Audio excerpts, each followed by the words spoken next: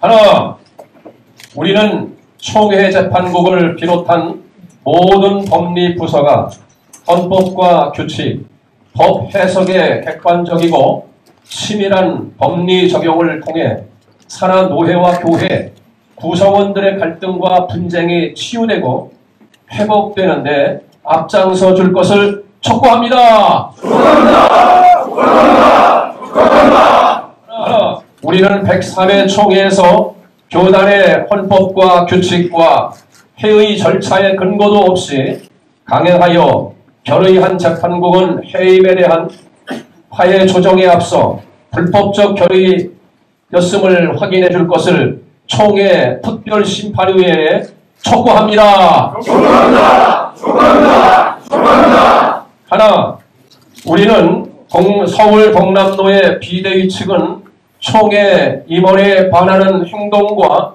외부 단체와 연대하여 총회 위상을 추락시키고 소속 지교의 자율성을 침해하는 어떤 언행과 행동도 즉각 중단할 것을 촉구합니다. 촉구합니다. 촉구합니다. 촉구합니다. 네 번째.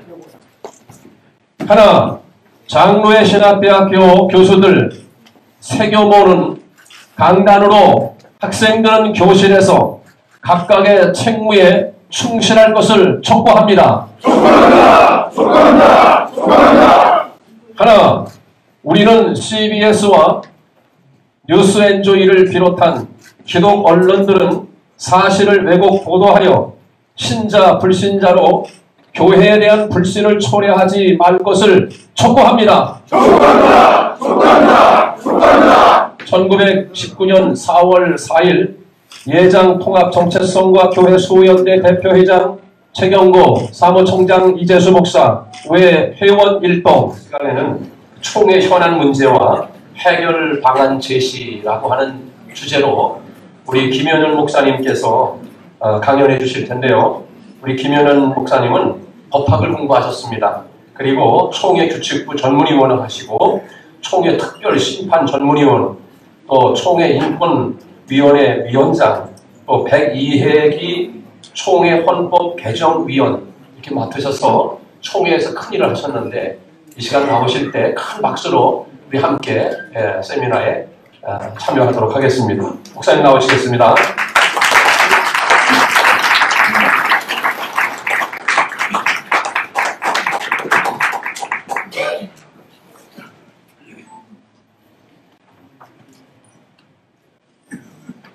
목차 한번 올려주세요.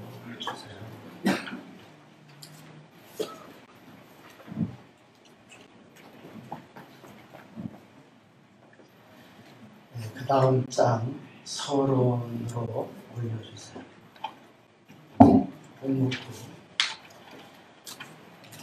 대한예수교 장로회 제103회 총회는 50년 만에 호남 땅 전북 익산에서 열렸어요.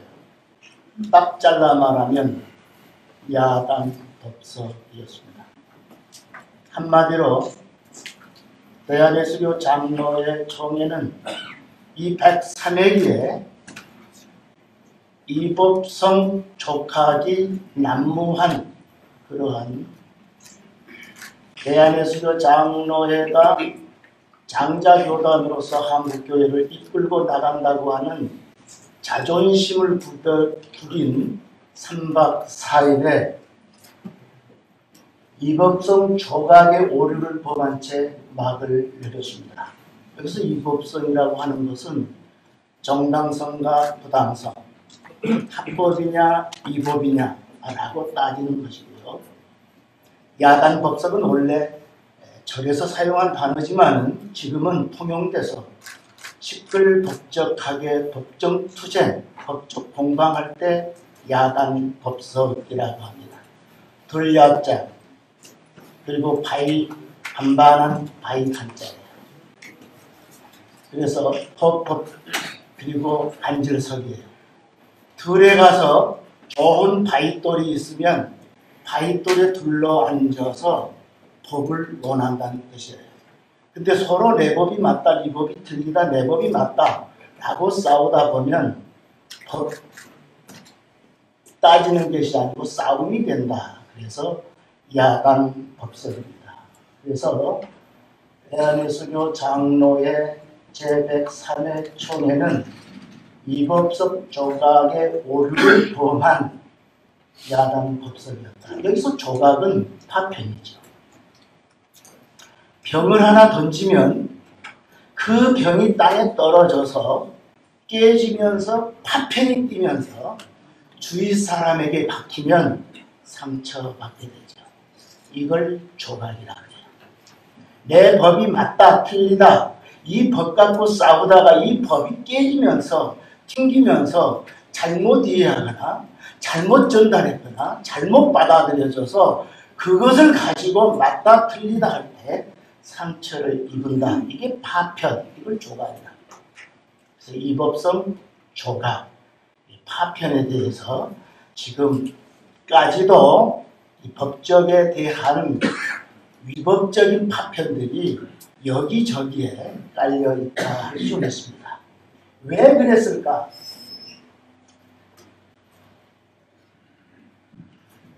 유니티 리프롬 처치 인 잉글랜드 파트너십 체인지 세미나에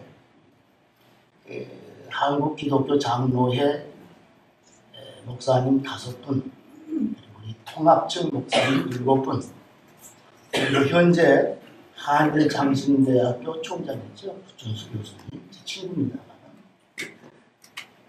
영국에 초청받아서 갔을 때 영국에서 3가지를 영국 사람들이 자랑했어요.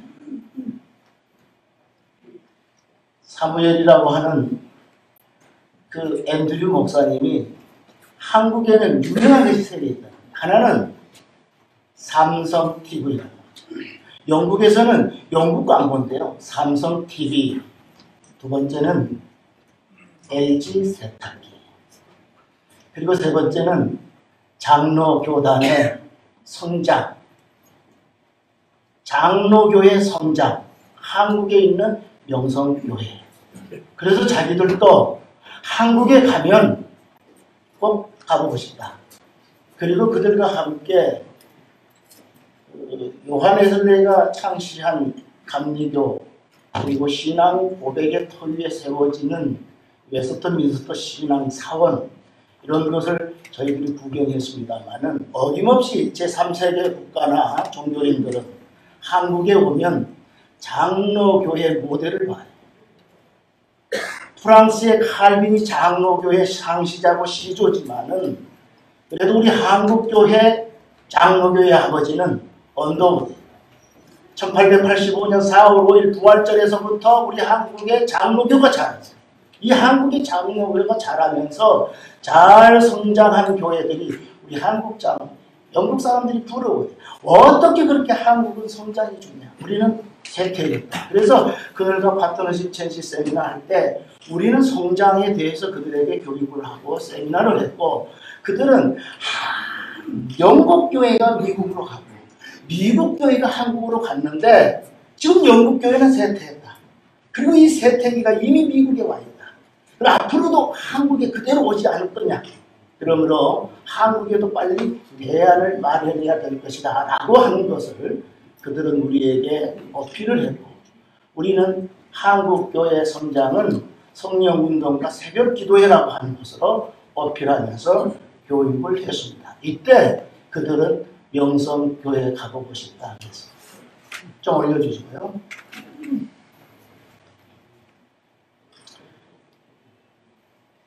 더 올려. 예. 자, 왜 그랬을까? 이 큰 나무는 바람 잘라 높다. 그래서 옛날 제 아버님이 학교 교편생활 할 때 그런 얘기해요. 이 바람도 잔잔하고 부드럽고 온유한 바람은 참 인간에게 유익하대요. 그래서 한이바람이 불면 사람들은 아하 이제 서늘한 비가 내리면서 또 농부들에게 농밭 갈 수 있고 곡식을 영리게 할 수 있는 그런 바람이 분다. 그래서 한이바람은 농부들의 바람입니다. 그래서 이 한이바람이 불 때는 참 농부들이 좋아합니다. 새바람이 불 때는 동쪽에서 바람이 불면서 이 뱃놀이 하신 분들이 돛을 올릴 때 이 배가 잘 나갑니다. 어부들의 바람이에요. 새바람. 이 새바람 어부 바람인데 이 높바람이라고 하는 높새 바람은 상당히 강해서 바람의 예측 불허예요. 물론 우리 사전적 의미로 찾아보면 태백산맥을 넘어오면서 태백산맥과 충돌해서 내려온 그 바람은 해오리 바람을 일으키기도 하고 찬바람을 일으키기도 한다는 것인데요. 이 높바람이라고 그러고 또는 좁새바람이라. 이 바람이 불면 곡식도 넘어지고 뜰 안에 있는 하초들도 다 부러지고 상해요. 우리 총의 103회기 총에는 바람으로 치면 강풍이에요. 유로 불러라면 강풍이에요. 바람이 참 안 좋은 바람인데 이제 이 바람이 좀 우리 설교할 때 나타납니다. 바람이 마귀의 장난, 마귀의 바람은 깨지게 하고 갈라지게 하지만은 성령의 바람은 하나입니다. 이제 내 안에 수교 장로의 제 104회기는 좀 하나가 돼서 잘 뭉쳐져서 성령의 바람으로 하나 되기를 바라면서 본론으로 들어가고자 합니다. 103회기의 총의 이슈가 됐던 것은 명성교회라고 하는 담임 목사 청빙권이었어요. 올려주세요. 자, 명성교회 담임 목사 청빙권이에요. 세습론이냐 아니냐 맞냐 안 맞냐 여기서 잠깐 세습론, 계승론, 승계론을 정리해 보겠습니다. 겉으로 보기에는 비슷비슷해요. 내용 같지만 전혀 다른 해석이 나옵니다. 계승론, 계열의 승계를 잇는다는 뜻으로서 전통, 문화유산, 법적 등을 조상으로부터 물려받아 이어나간다는 의미예요. 승계론은 상속자 또는 후계자를 선정하여 물려준다는 뜻으로서 선임자의 뒤를 이어받거나 다른 사람의 권리나 의무를 이은다는 뜻이에요. 세습론, 신분, 재산, 직업, 기회, 각종 법등이 혈연이나 지연이나 학연에 의해서 후세대로 전수되는데 될 수 있으면 자기 가문의 법까지도 고쳐가면서까지 직업, 자손 대대로 물려준다는 의미예요. 위에서 본 바와 같이 세습론이란 왕권, 기업, 사업, 경영권이나 공영권을 가문에 속하는 신분, 재산, 직업, 주범 등을 자손 대대로 물려주는 것이라 했습니다. 세습과 승계는 아주 비슷하지만 권리, 의무 이어가게 하는 것이고요. 승계와 또 계승은 달라요. 세습과도 달라요. 승계는 잇는다는 뜻으로 주로 사도들에게 사용되는 것이 사도적 정승, 사도적 계승이에요. 이 승계하고 세습론하고 달라요. 오늘 우리 소기천 교수님께서 언급하셔서 좀 중복이 됩니다만은 키프리아누스 교회론에 보면 로만 캐톨릭 처치 이 파트들은 지금도 승계, 계승이라고 해요. 사도적 전승, 사도적 계승. 그래서 오늘날까지 릴레이 토스예요.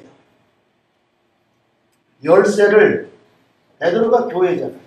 베드로가 교회 세웠습니다. 베드로가 교회 열쇠를 줘서 오늘날까지 릴레이 토스 하면서 전부 전승해주고 있어요. 계승해주고 있어요. 그래서 오늘날 로마 캐톨릭 처치의 교황들은 아주 권위가 세요. 왜? 계속해서 그 계승을 이어서 가지고 있어요. 그러므로 좀 올려주시고 더 올려주시고 됐어요. 예.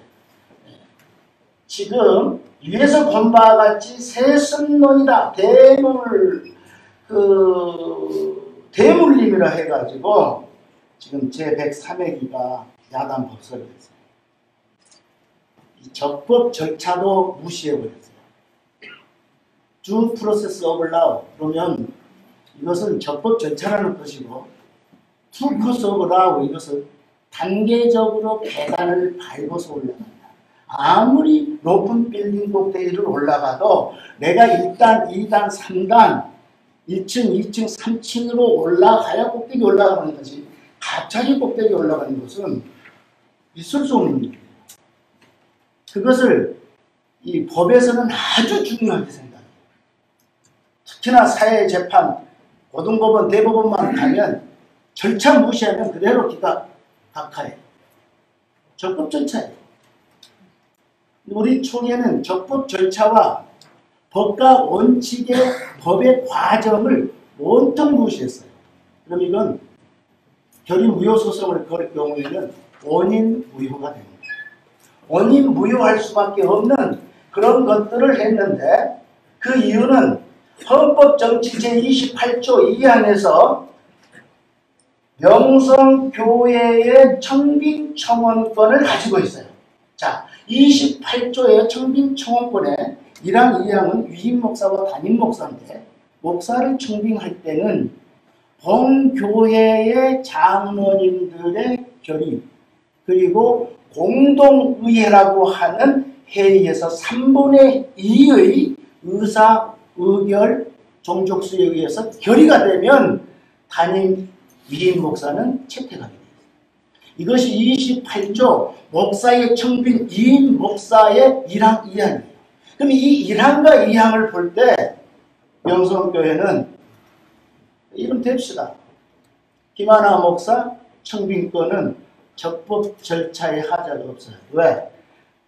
28조 1항, 2항에 보면 공동의회 3분의 2 우리가 헌법개정위원회에서 총회에서 할 때 보고받을 때는 74.9%인가라고 보고를 받았었는데 3분의 2가 넘어요. 장로님들 결의했잖아요. 장로님들이 당회에서 결의해서 3분의 2 공동의회가 받았어요. 그러면 이제 이것을 노회에다 보고하게 돼요. 노회에다. 그래서 노회에다 보고하면서 이임 목사는 지교회 청빙으로 노회에 이임을 받은 목사다.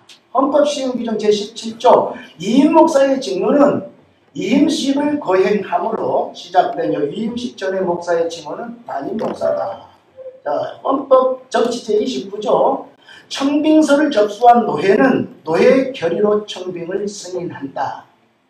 노회가 청빙의 승인을 결의한 경우에는 노회장은 청빙서를 청빙받은 목사에게 교부하여야 한다. 헌법정치 제77조 노회는 노회 구역 안에 있는 각 지교회와 소속 기관 및 단체를 총괄한다. 자, 노회에서 헌의, 문의, 청원 이런 것을 노회가 목사 이임식 청원까지도 받죠. 자, 헌법시행규정 1제1항 이임 목사를 청빙하고자 하면 제5-15, 25 서식 이게 뭐냐면 목사의 프로필과 목사의 이력서와 그리고 그 교회에서 모시겠다고 하는 청빙서의 서류들이에요. 위에서 본 바와 같이 1항과 2항으로서 이미 목사는 청빙 승인 절차 다 밟았어요. 근데 안 됩니다 하는 사람들은 뭐냐? 헌법 정치 제28조 6항을 갖고 나와요. 6항을 보십시다. 헌법 정치 제6항은 뭐냐면은 잠깐. 자, 여기 좀 내려주시고 자, 지금 여기 치고 자, 여기 한번 볼게요. 이임 목사 청빙 승인 간할권은 노회에 있을 뿐 총에 있지 아니에요. 그래서 교회에서 청빙을 원하면 노회가 승인하고 노회 규정과 노회의 결의에 의해서 이임 목사 행위를 거행하면 그걸로서 이임 목사가 되는 거예요. 또 28조 1항의 2항에 의해서 이것도 되는 거예요. 자, 그래서 아니 좀 더 내려봐요. 뭐 어떻게 되지? 6항. 자, 6항 스톱. 6항 제1항과 2항은 우리 102 얘기로 잠깐 가면요. 그때 헌법위원장이 고백인 목사예요. 고백인 목사가 헌법위원회 보고할 때 헌법 정치 제28조 6항은 삭제되어야 할 줄로 압니다. 그 이유는 인간 기본권을 침해하고 있고 인간의 존엄성을 침해하고 있다. 그러므로 이 본 규정은 삭제 폐지해야 합니다. 그럴 때에 101회기 총회 헌법위원장 보고 때에 101회기에 나온 총대들이 아무리 삭제하고 싶어도 이게 제4장 부칙에 보면 3년이 개정한 지 3년이 안 되면 이게 삭제 불가. 그러니까 1년 동안 유보하되 적용하지 말고 중지해야 한다. 라고 해서 101회기 때 헌법 정치 제28조 유방은 정지되어 있어요. 102회기가 됐어요. 102회기 때는 본인은 헌법개정위원회 권직분과장이었고 오늘 오셨는지 모르겠어요. 총회 재판국장 102회기 재판국장 이경희 목사님은 헌법개정위원회 정치분과장이었어요. 헌법개정위원회 정치분과장 이경희 목사님은 우리 헌법체계에서 정치 부분을 다루고 있었어요. 저는 재판이나 권직 부분을 다루고 있었어요. 정치 분과에서 이 조항은 폐지해야 되겠다 그랬어요. 그래서 그걸 정치 분과에서만 하면 상당히 부담스러우니까 권직 분과하고 정치 분과가 동시에 전원 합의로 하자. 그래서 전원 합의. 이때 위원장이 누구냐면 이종원 목사예요. 헌법개정위원 이종원 목사예요. 전원 합의해서 폐지하기로 결의했어요. 폐지하기로 의결했고요. 총회 직원들이 나와서 다 속기로 기록했고요. 안영민 국장 참석했고요. 다 했어요. 근데 103회기 때 느닷없이 이 바람이라고 하는 야단 법석이 나오면서 규칙도 받을 수 없다. 헌법위원회 보고 받을 수 없다. 또 재판국 보고 받을 수 없다에 의해서 시끌시끌하니까 우리 헌법개정위원회는 보고조차 못했어요. 헌법개정위원이 보고조차 못하고 이게 1년 동안 보완, 수정, 작업했던 것이 지금 백지화가 되기 직전이란 말이에요. 근데 103회기 이명석 총회장께서는 지금 헌법개정위원회에서 삭제하기로 강하게 어필하고 강하게 했던 사람 명단을 알아요. 103회기 때 헌법개정위원회를 싹 교체했어요. 이경희 목사님, 저, 이종원 목사님 다 교체당했어요. 그 순간에 저는 그 부분 안에서 헌법 정치 제36조 헌법 시행규정 제36조 제11항에 의해서 저는 2차례나 주장해 발언했어요. 헌법개정위원회는 교체할 수 없다. 우리 지금 헌법개정위원회 교체할 수 없다고 하는 것이 지금 여기 나오네요. 자, 올려주시고 헌법 제36조 제11항은 헌법위원들이 지금까지 수정, 보완, 작업, 헌법을 수정했던 이 헌법들은 이분들이 수의해서 노예로 수의해서 다시 올라와서 헌법책으로 성문화, 인문화돼서 나오기 전까지는 헌법개정위원들은 교체할 수 없다. 이게 헌법시행규정 제36조 제11항이에요. 왜? 지금까지 연구했던 사람들이 갑자기 바꿔져 버리면 새로운 사람들이 무엇을 합니까? 그래서 바꿀 수 없다예요. 그런데 103회기 때는 싹 교체했어요. 이것도 문제죠. 그렇기 때문에 문제들이 많은 103회기는 딱 4자로 야단 법석이에요. 자, 그러면 지금 제 101회기 헌법위원장 고배림 목사, 102회기 헌법개정위원회 이종원 목사, 그리고 우리 위원들이 저는 이 삭제되어야만 하는 이유가 있어요. 자, 올려주시죠. 좀 헌법정치 제28조 목사의 청빙과 연임 청원 문제가 되고 있는 제6항은 이임 목사 또는 담임 목사 청빙에 있어 아래 각 호에 해당하는 이는 이임 목사 또는 담임 목사로 청빙할 수 없다. 단, 자립대상교회는 이를 적용하지 아니한다. 이 조항이거든요. 그 다음에 이 기로에 가서 해당 교회에서 사임 또는 은퇴하는 이 목사의 배우자 및 직계 비속과 그 직계 비속의 배우자 이후 해당 교회 시무 장로의 배우자 및 직계 비속과 그 직계 비속의 배우자. 자, 이 목사 청빙에 있어서 대형 교회 목사님의 자녀는 승계할 수 없어요. 쉽게 말하면 풀면요. 자립대상교회, 개척교회, 약한 교회, 시골교회, 가난한 교회는 승계할 수 있다. 동일한 법 규정에서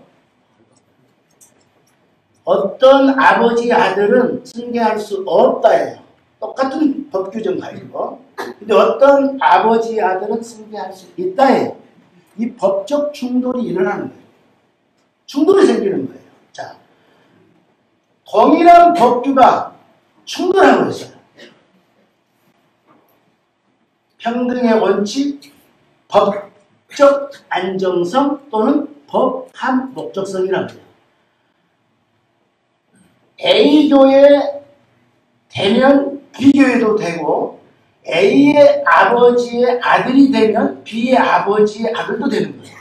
근데 A의 아버지는 그 아들은 안 되고 B의 아버지는 된다예요.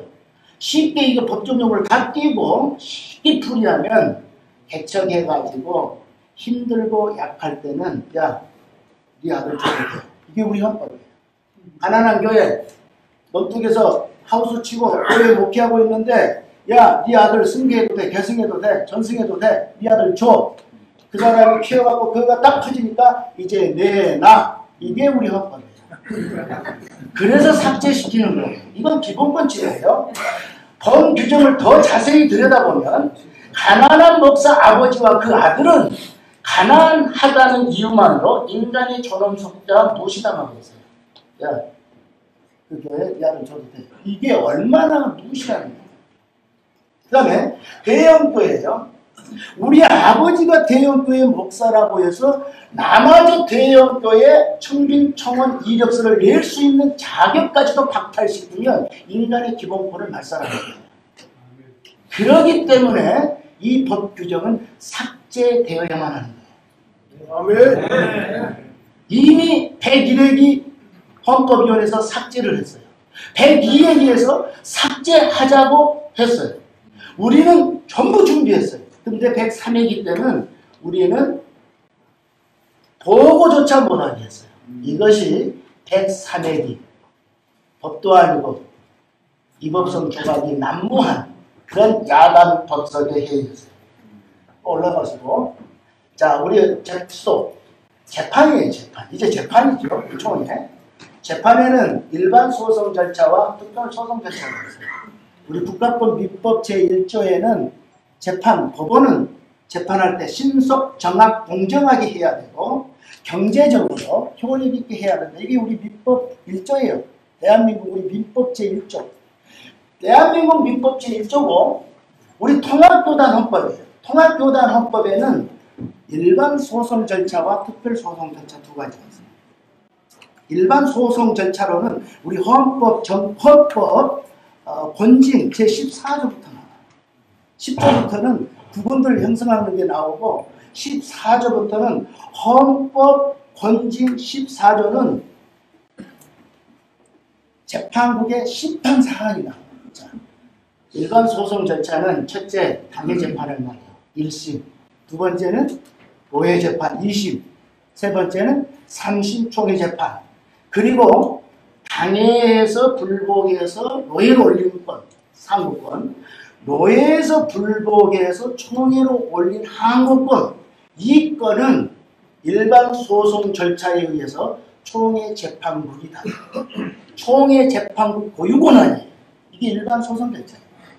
두 번째, 특별 소송 절차가 있어요. 여기서 보면 조금 이미 지나가는 자, 총회 재판국 심판사항 제14조죠. 이게 총회재판국의 임무고 기능이에요. 총회재판국은 다음의 사건을 중심으로 심판하여 총회에 보고한다. 이게 내가 말한 말이 아니고 헌법이란 말이에요. 우리 교단 헌법, 대한예수교 장로의 헌법이란 말이에요.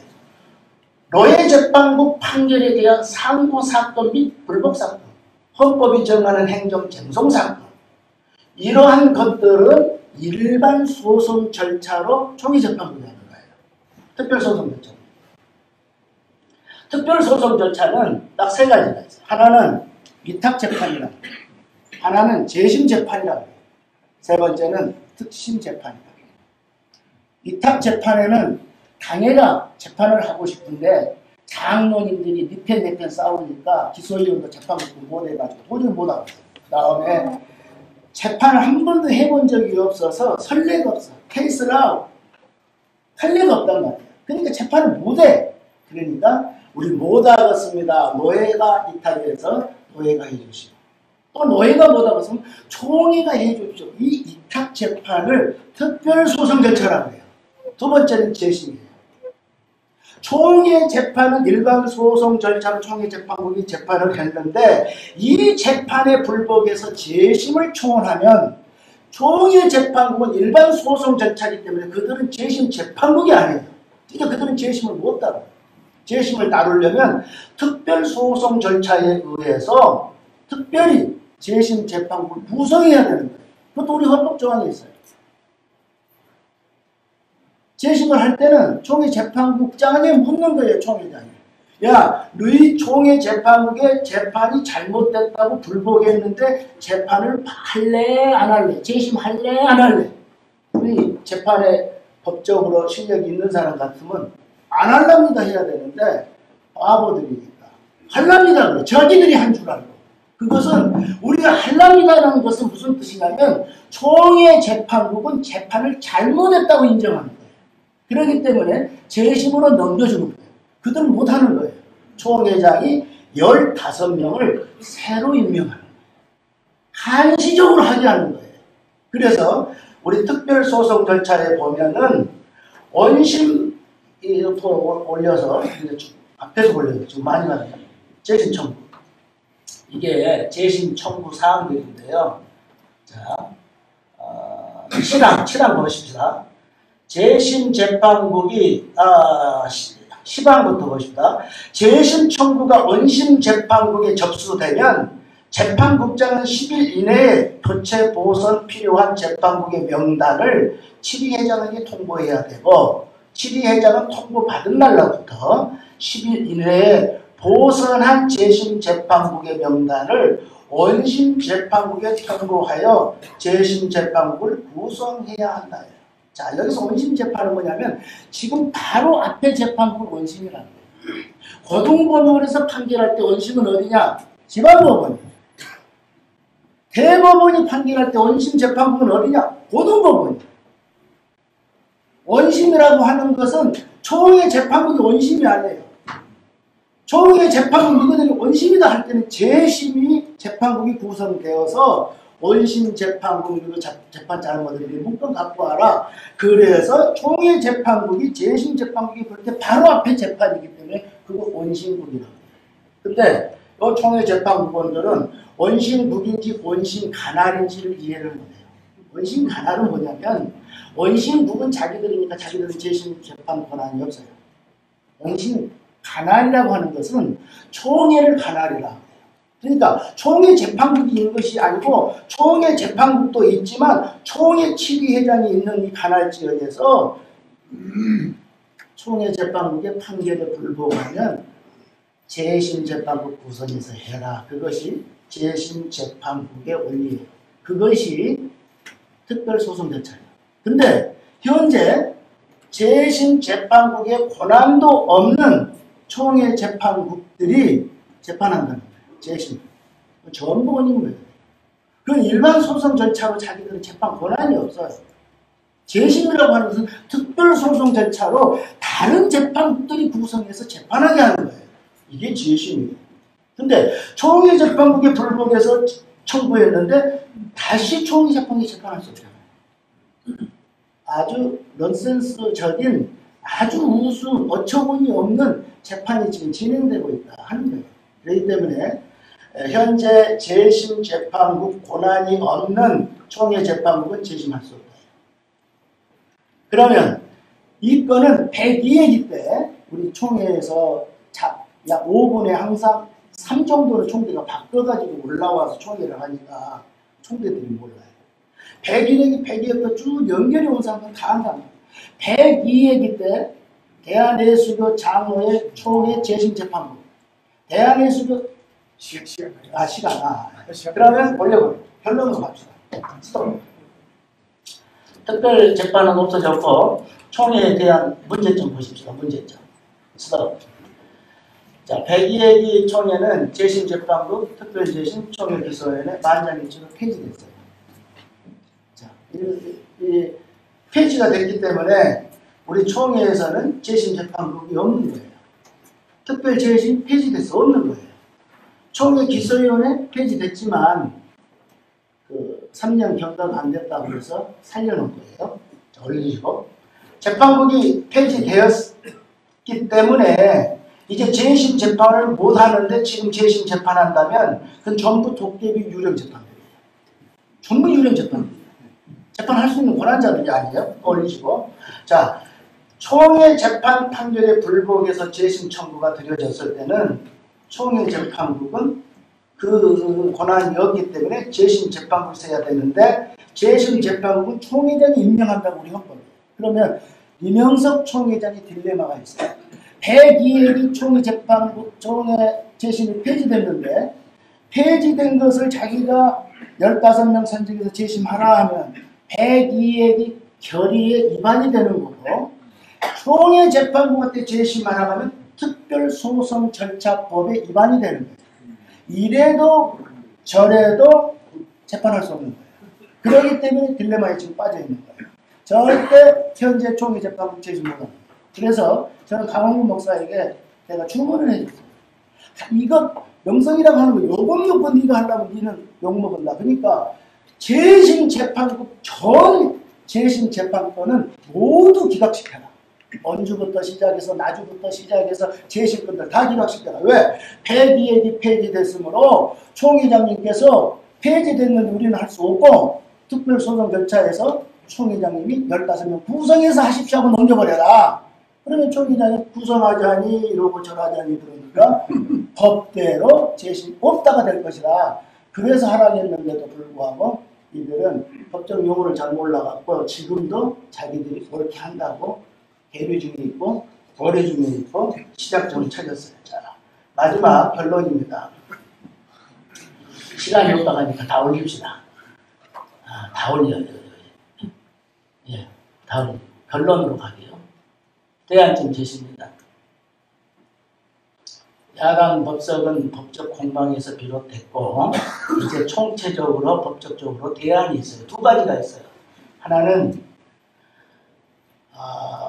재판부원 전원 교체 해임이나 102회기에 재판국 전원 교체 해임이 됐어요. 103회기에 재판국이 전원 해임됐어요. 이 이유는 뭐냐? 전문성 있는 재판국원이 없어서 그랬어요. 전문성 있는 재판국원 자질 있는 사람들을 활용하고 발굴해서 써야 하는데 이번에 그 소장 특별 재심 심판위원회 넘어온 거 보니까 재판국에 그 공천을 해서는 안 될 사람이 지금 김재남 공천위원장이 한 것이 지금 들어와 있어요. 이런 것들이 아주 법적으로 전문성 있는 사람이 있어야 된다. 그래서 우리 지금 과거에는 법학사, 변호사 포함 3명이었는데 지금 2명으로 줄였는데 저는 이것을 2년 전부터 법학사, 변호사 포함해서 10명 정도는 대안으로 전문성 있게 키우자는 것이었고 끝에 총체적으로 이제 우리 총회장님입니다. 총회장님은 이래도 저래도 딜레마니까 이것을 어떻게 끌고 가냐. 총회장은 머리, 총회 임원들은 몸통, 그리고 각 부장 상임위원, 특별위원은 손발. 그러니까 열손가락 깨물어서 하나뿐 손 없다고 동시에 총회장님 사과문 하실 줄 아는 안 해. 그런데 각 부장, 상임위원장, 특별위원장 공동 서명하고 103의 기는 우리 스스로가 정범이고 우리 스스로가 공범이기 때문에 똑같이 동일한 정범과 공범의 책임을 지고 총회장 공동 사과문을 기독공보와 우리 한국 기독공보 교지에 공고해 주실 것을 제안해서 결론을 내립니다.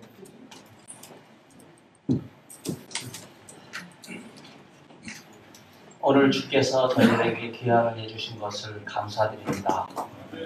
4월을 잔인한 달이라고 이야기하지만 우리 그리스도인들에게는 부활과 소망의 달입니다. 부활의 주님께서 저와 여러분에게 함께 하시기를 간절히 기원합니다. 강남 불 좀 꺼주세요. 네. 시작해도 되겠습니까? 네. 보니까 우리 동기 목사님 저기 와 계시네요. 양승희 목사님. 네, 반갑습니다. 네. 한 30여 년 전에 신학 공부 같이 했는데 이렇게 계시니까 든든하고. 네. 우리 하나님께서 우리 통합교단과 장로교 신학대학교에 큰 은혜 베풀어 주시기를 간절히 기원합니다. 저한테 주신 주제가 있기 때문에 제가 이 주제에 충실해서 여러분에게 말씀을 드리려고 합니다.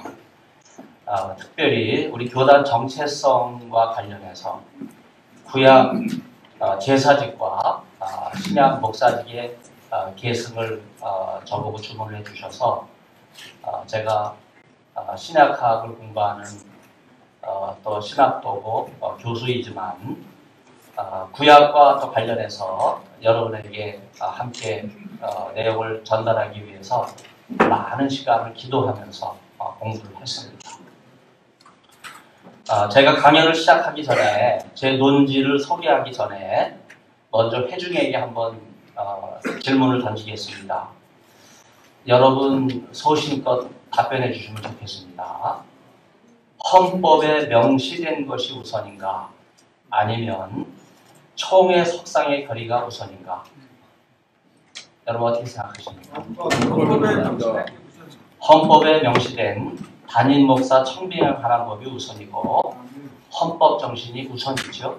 네. 그럼에도 불구하고 우리 통합총회는 소위 총회 석상에서 세습 방지법을 결의하고 그래서 시행하는 일에 그동안 많은 혼란을 겪어왔습니다. 특별히 교단 헌법에 대해서 헌법위원회가 유권 해석을 해놓은 것을 총회가 1년에 한 차례 모이는 회의 석상에서 받지를 않는 그런 경우도 있었습니다. 총회 산하 7개 신학대학의 정체성뿐만 아니라 우리 교단의 정체성이 바로 이런 문제로 인해서 많이 훼손된다는 생각을 해봅니다. 더군다나 총회장은 총회를 진행할 때 헌법에 따라서 진행을 해야 되는데 개인적인 소신이나 정치적인 입장으로 진행을 해서는 더군다나 안 됩니다. 이를 심각하게 여기고 세습 방지법이야말로 인권 침해 소지가 있다. 또 위헌적 요소가 있다. 이런 헌법위원회에 유권 해석이 있었지만 사실은 주기철 순교기념비가 장신되어 있지만은요, 세습 문제가 여러분 신사참배와 겨룰 수 있는 차원이 아니거든요.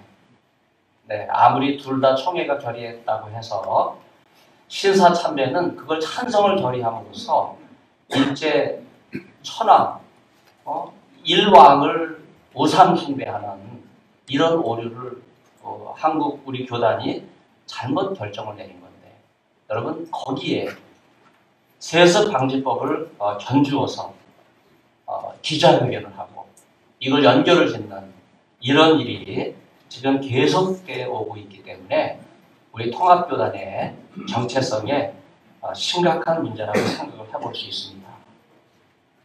여기서 저는 신사참배를 통해서 당시 한국교회가 우상 숭배한 것은 잘못된 결정인 줄 뒤늦게 알고 일제 해방 이후에 본교단이 이미 폐지하고 바로 잡았기 때문에 더 이상 이 문제는 제가 언급하지 않겠습니다. 그러나 아직도 살아있는 세습 방지법이 성경적으로 잘못된 총회의 결의임에도 불구하고 우리 교단의 정체성을 흔드는 이런 법이 아직도 있다고 하는 이런 문제에 대해서 제가 문제 제기를 하면서, 먼저 세습 방지법은 세습을 반대하지만, 그러나 사실 이 세습이라고 하는 용어 자체가 성경에 나오지 않는 용어입니다. 성경적인 용어가 아니에요. 이 용어는 정치적인 용어요, 사회 용어입니다. 세습은 북한의 김일성, 김정일, 김정은 독재자 3대 세습에 해당하는 내용이지, 왜 목회자 세습이라고 하는 말이 안 되는 용어를 붙여서 북한 독재 정권 3대에 걸친 야만적인 인권 유린과 친인척과 측근의 무자비한 처형과 세습에 대해서는 우리 교단 지도급에 있는 목사님들이 한마디도 하지 않는 이런 문제는 저는 심각한 수준이라고 생각하고, 이 문제가 우리 교단의 정체성을 흔드는 심각한 위협이라고 생각합니다.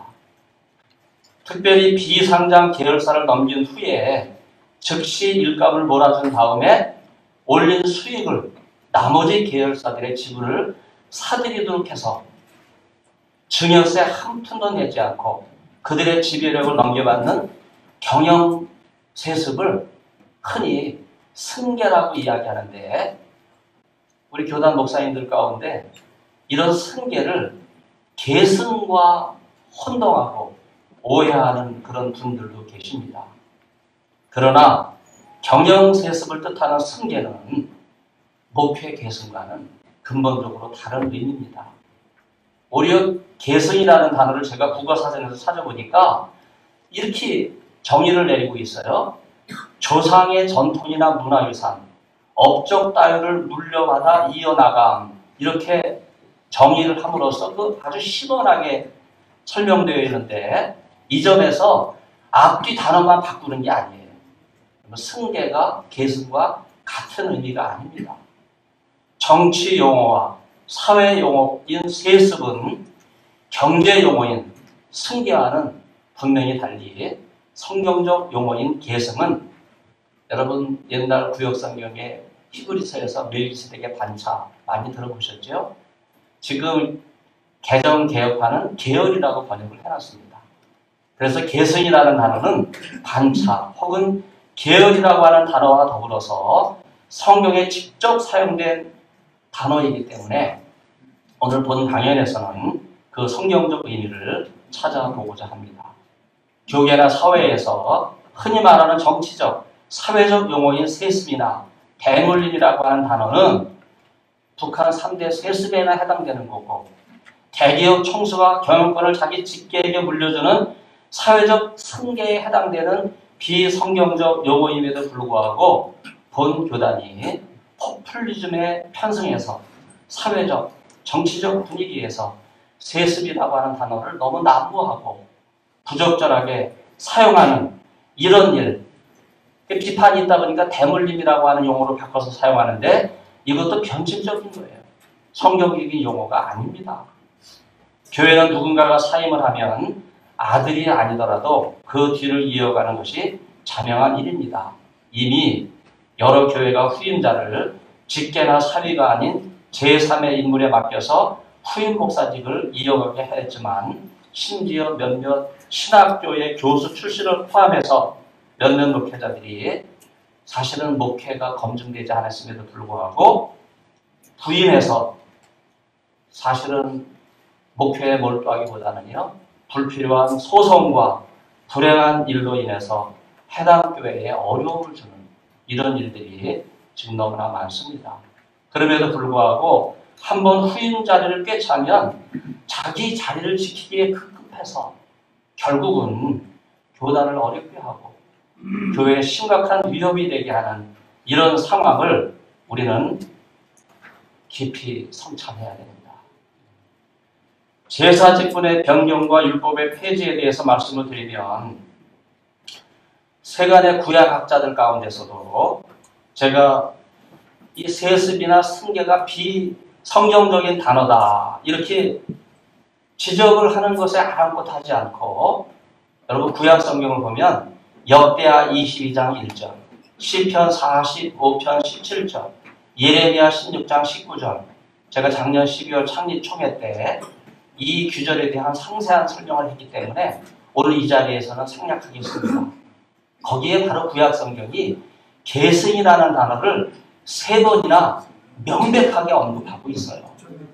그럼에도 불구하고 구약의 제사 직분이 신약의 목사직으로 자연스럽게 계승되는 이러한 성경적인 용어에 대해서 관심이 없고, 세상적인, 정치, 사회적인, 경제적인 그러한 논리에 휩싸여 있는 바로 이것이 오늘 우리의 담론이라고 하는 점에서 저는 안타깝게 생각합니다.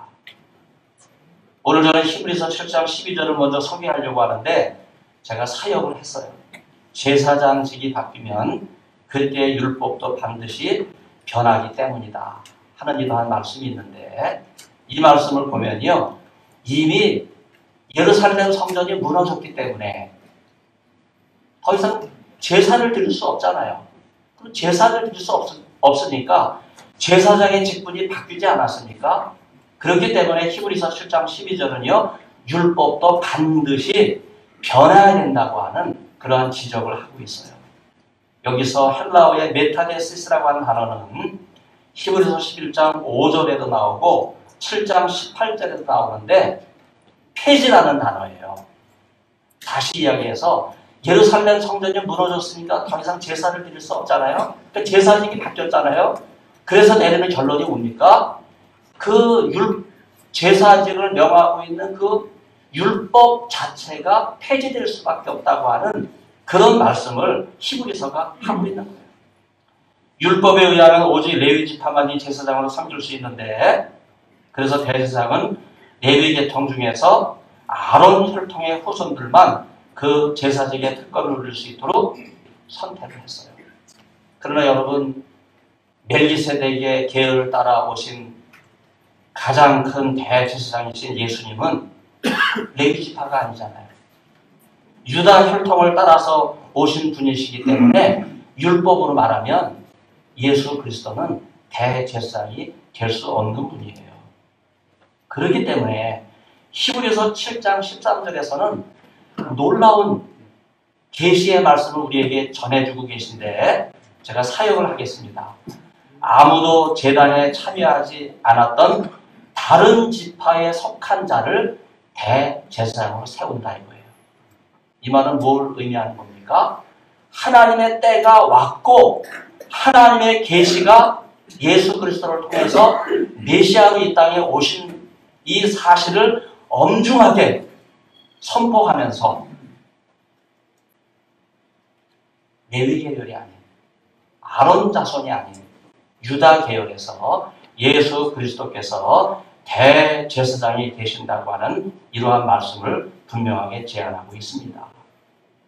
이 점에서 히브리서는 율법의 기초인 제사장직은 이제 그리스도 안에서 폐지되었다고 선언하는 것입니다.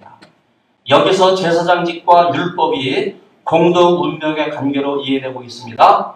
그러므로 제사장직이 바뀌게 되면 율법은 공동 운명을 띠기 때문에 자연스럽게 변화되고 그 결과는 폐지될 수밖에 없다고 하는 거예요. 여기서 구약 성경의 시편과 예언서에서 율법과 제사장직의 변화를 암시하고 있고, 마태복음의 산상수훈과 제가 처음에 봉독해드린 히브리서 7장 12절의 내용을 연결을 해볼 때 제사장직이 바뀌게 되면 율법은 폐지될 수밖에 없다고 하는 이러한 말씀입니다. 그러므로 히브리서 7장 11절로 19절은요, 짧지만은 구약과 제사직이지요, 신약의 목회직을 계승이라고 하는 차원에서 멜기세덱이 레위보다 우월함을 설명하는 근거를 통해서 바로 그리스도께서 멜기세덱의 계율을 쫓은 제사장이 되셨다 이렇게 말씀하시면서 그리스도의 제사장직이 레위 계통의 제사장직보다 우월하다 분명하게 밝히고 있습니다. 히브리서의 관심은요, 멜기세덱의 제사장직이 아닌 하나님께서 의도하시고 하나님께서 계획하시고 경륜 가운데서 그리스도의 제사장직은 레위 제사장 계열이 아닌 멜기세덱 제사장 계열, 즉 새로운 제사장 계열을 쫓은 것이며 그리스도를 통해서 새롭고 보다 완전한 제사장직이 출현하게 되었다고 하는 것을 분명하게 보여주는 데 있습니다. 그러므로 저는 이런 상황에서 예수 그리스도 안에서 구약의 율법은 폐지되었다고 하는 말씀을 좀 더 설명해 드리겠습니다. 히브리서가 이제 제사장직분이 변경되었고 이제 일종의 유대교의 이런 선언은 일종의 반란처럼 들려줄 수 있는데, 그러나 히브리서 이러한 논증과 주장은요, 구약 성경에 예언적으로 선편된 말씀에서 그 근거를 찾을 수가 있습니다. 멜기세덱의 계열을 따르는 영원한 제사장이 있을 것이라는 충격적인 선포에서 이제 레위 계열의 제사장직에 대한 종말을 암시하면서 마침내 예수 그리스도께서 그 예언을 실현하기 위해서 이 세상에 오셨다. 그러므로 히브리서는 제사장직분의 변화나 율법의 폐지는 벌써 예수 그리스도를 통해서 실현되었다고 하는 거예요. 그래서 히브리서 전체에서는요, 예수 그리스도께서 취하신 중요한 직임 중에 하나가 제사장직입니다. 특히 히브리서는 제사장들 중에 최고의 직임인 대제사장으로 표현하면서 다른 신약 성경과 구약 성경 어디에서도 이 대제사장직을 이렇게 충실하게 설명해 놓은 성경이 없을 정도로 바로 예수님께서 제사장직에 참여하셨다 이렇게 분명하게 논증을 하고 있습니다. 그런 점에서 유대교에서는요, 레위 지파 외에는 제사장직에 참여할 수 있는 길이 없기 때문에 이러한 율법에 의하면 예수님도 제사장직에 참여할 수 없는 그런 법을 만들어 놓고 있는 거예요. 쿰란 공동체는 이러한 상황을 정확하게 파악하고 있었기 때문에 메시아는 어디에서 오시는가? 레위 지파에서 오신다. 그렇게 기다리고 있었어요. 그러나 메시아는 어느 지파에서 오셨습니까? 레위 지파가 아니라 유다 지파에서 오셨어요. 그러므로 현재 우리는 예수를 믿는 성도들로서 유다 지파 출신의 예수님이 하나님의 아들로 오신 메시아다 하는 사실을 굳게 믿고 있는데, 이런 점에서 우리는요, 다시 한번 히브리서가 우리에게 제시하는 그 정당성이 무엇인지 귀를 기울여야 됩니다. 어디서 그 기원을 끌어내는가? 멜기세덱의 계열을 따르는 제사장은 제사에 봉사하지 않는 다른 지파 사람으로 언급하고 있는 것이 분명하다. 이러한 논증에서 가장 중요하게 제기되는 사항 하나가 멜기세덱은 아브라함을 축복할 때 아직 레위가 태어나지 않은 오랜 옛날이었다고 하는 사실입니다. 다시 말해서 멜기세덱 계열을 따르는 제사장은 그 한참 후대에서 태어날 레위 지파와는 상관이 없다는 거예요. 좀 더 분명하게 이해하면 멜기세덱은 레위보다 높은 위치에 서 있어요. 이러한 상황은 영원한 새로운 대제사장이 레위 지파에서 출세하는 것이 아니라 오히려 타 지파에서 새로운 제사장이 오신다고 하는 것을 지지하는 겁니다. 그렇기 때문에 시편 110편 4절에서는 여호와께서는 맹세하고 변하지 아니하시리라 이르기를 너는 멜기세덱 계열을 따라 영원한 제사장이라 하였도다 하는 이 말씀을 히브리서가 그대로 따라 인용하면서 제사장직이 변경되고 율법이 폐지되고 레위 지파가 아니라 유다 지파에서 새로운 제사장이 나올 것이라고 하는 놀라운 선언을 하고 있는 것입니다. 그러면 구약 제사직과 신약 목사직의 계승이 어떻게 이어지는지 말씀을 드리겠습니다. 계승 이전에 구약 제사직의 폐지는 이미 여러분이 충분히 이해하셨으리라 생각하고 이제는 어떻게 구약시대부터 제사장직을 레위지파와 사독계열에 물려주는 이러한 전통이 바뀌게 됐는지 제가 말씀을 드리겠습니다. 우선 다윗 왕조와 솔로몬 시대를 거치면서 일찍이 제사장직은 레위지파에서 사독계열로 가게 됐는데 구약학자들은 이것이 사독계열이 부패해서 부정적인 대제사장직을 계승하게 됐다고 하는 것으로 해석을 합니다. 더군다나 이게 정치적으로 결탁해서 여러분이 너무나 잘 알고 있는 안티오코스 에피판에서 사세 아시죠?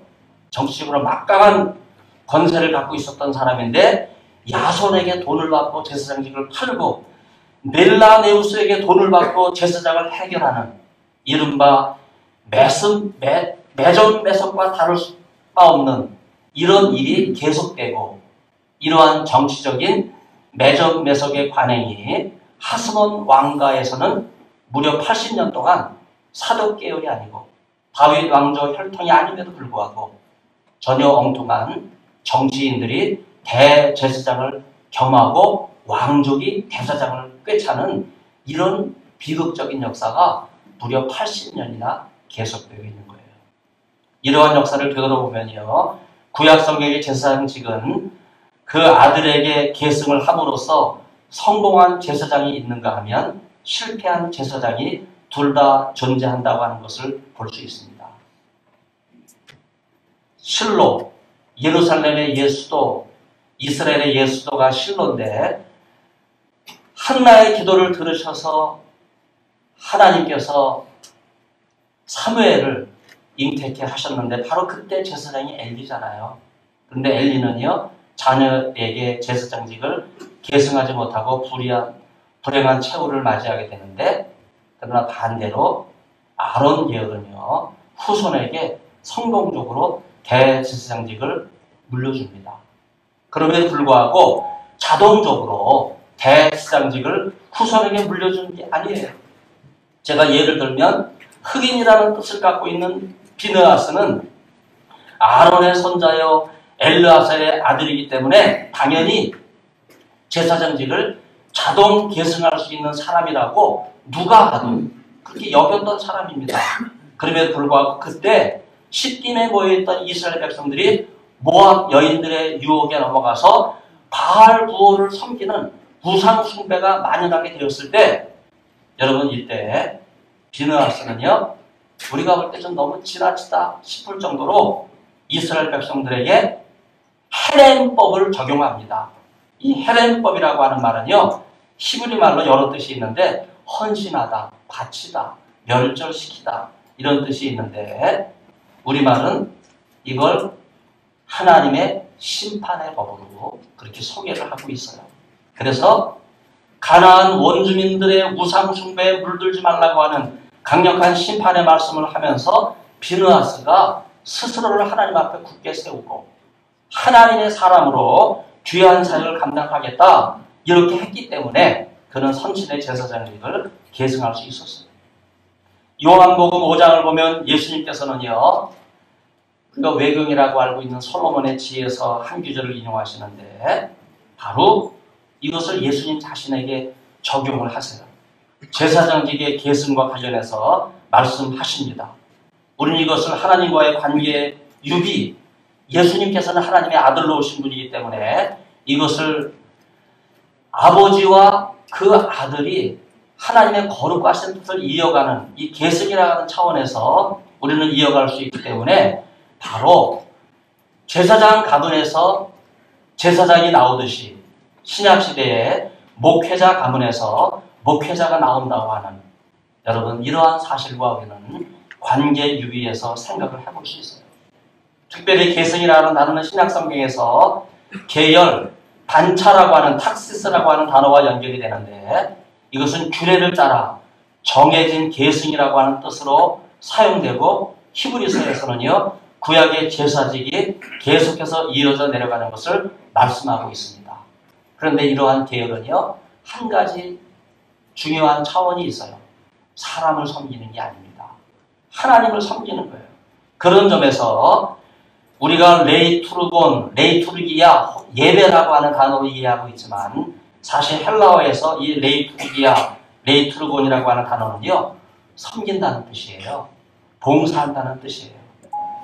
하나님 앞에 부름받은 제사장으로서 엄숙하게 하나님께 봉사한다고 하는 이런 의미를 갖고 있습니다.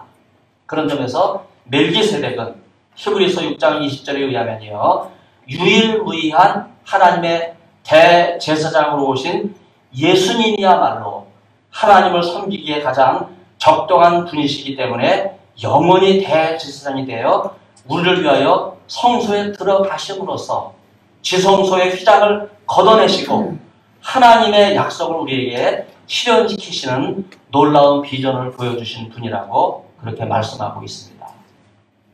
구약의 율법에 따르면 그리스도는 아론 계열이 아니기 때문에 원칙적으로는 이러한 제사장직을 승계받을 수가 없어요.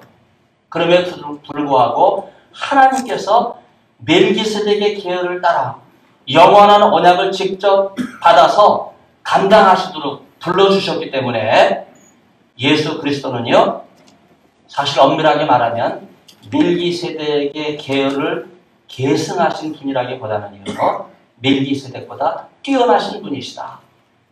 바로 히브리서가 우리에게 강조하는 것이 이거예요.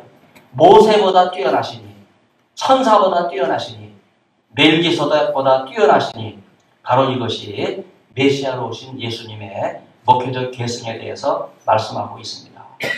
이러한 사실은 계속 목회라고 하는 차원에서 한국교회에서 후임자가 전임자를 이어받는 대제사장으로 오신 예수 그리스도의 뒤를 계승함으로써 하나님을 섬기는 제사장직, 목회직을 계승한다고 하는 차원에서 이 말씀은 너무나 중요한 가르침입니다. 바로 이것이 성경이 가르치는 목회 계승이고, 이러한 목회 계승은 구약 제사직이 신약 목사직의 계승으로 이어지고 있는 차원에서 너무나 중요한 차원입니다. 제가 보면요, 한국에서만 유독 포퓰리즘에 휩쓸려서 목회 계승을 거부하고 우리 교단마저도 세습 방지법을 결의한 것은 너무나 안타까운 일이에요. 제사직이 변경되었기 때문에 율법은 폐지되어야 한다고 하는 히브리서의 가르침을 우리 교단은 귀를 기울여 들어야 됩니다. 동성애를 찬성한 미국 감리교단이 최근 뉴스를 보면요, 다시 번복을 하면서 교단 살리기에 안간힘을 쓰고 있지만은 더 이상 신학교를 떠난 사람들이 목회자가 되지 않는 상황이 누적되고 있기 때문에 목회자가 없는 빈 교회가 많아지고 있어요. 이런 일이 일상이다 보니 북미와 유럽에서 아들이라도 후임 목사로 세우고자 하는 각고의 노력을 기울이고 있습니다. 제 동생이 30년 가까이 일본인을 위해서 선교하고 있는데 더 이상 목회자가 없어서 아들에게 신학을 시켜서 목회 개성을 도모하고자 하는 상황이 너무나 간절한 소망입니다. 이제 통합교단은 흔히 교단의 위기가 있기 때문에 신학교의 위기가 왔다, 이런 말을 그렇게 쉽게 해서는 안 됩니다.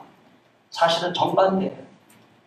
청해사나 신학교가 본질에서 벗어나 10년 전부터 치밀하게 결성된 세습 반대 연대와 같은 단계에 연결되어서 시비를 하고 인권이라고 하는 프레임에 갇혀서 동성애 반대의 목소리도 제대로 내지 못하니까 지금 한국교회가 공산주의에 맞서서 이슬람에 맞서서 싸워야 되는데 신학이 성경적이 아니고 교단의 정체성이 없다고 하는 이런 지적을 계속 받게 되는 상황까지 온 것에 우리는 귀를 기울여야 됩니다.